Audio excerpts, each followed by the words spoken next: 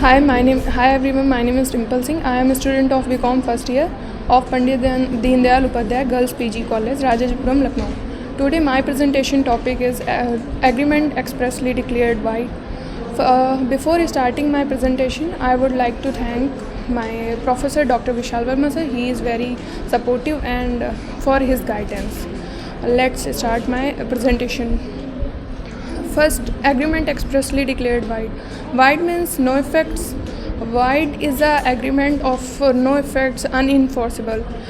Minor agreements is also void.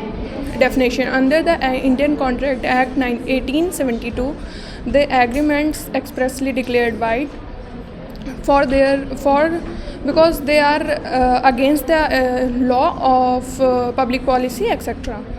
First, there are so many, mainly for 7 or 6 agreements which are expressly declared void. First is agreement of marrying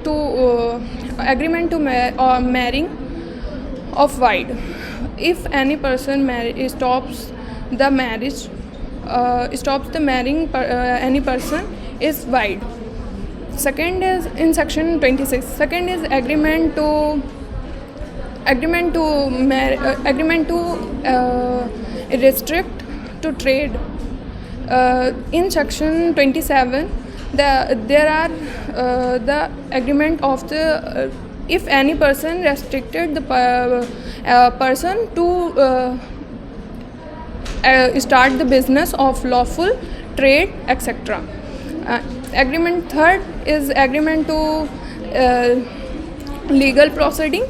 In section 28, the legal proceeding if any person prevents any problem of the person, that he is not going to court for their mistakes or if any incident.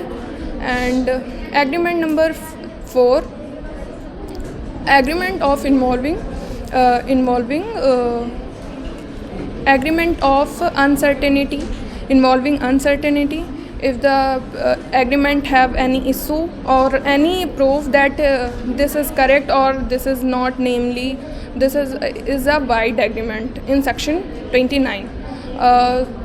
Fifth agreement is wager agreement. Wager agreement, if in any bet which is have 2 parts, winning or losing. There are 2 parts, winning or losing. If any person are win, there is no agreement. This is void in section 29. In section 30. Now 6th agreement is agreement of to do impossible acts. If any act is impossible from beginning, this is void in section 56. Thank you.